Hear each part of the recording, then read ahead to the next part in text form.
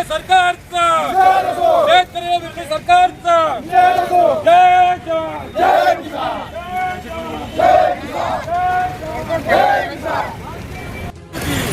जय जवान जय किसान शेतकऱ्यांना न्याय शेतकऱ्यांना न्याय शेतकऱ्यांना न्याय आमच्या वावराचा सर्वे आमच्या सोयाबीनचं नुकसान आमच्या भागाचा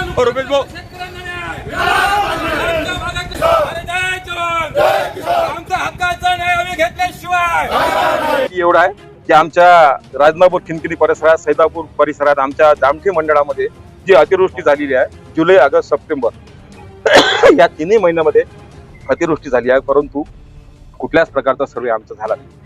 तो सर्वे व्हावा, आम्हाला नुकसान भरपाई भेटावी.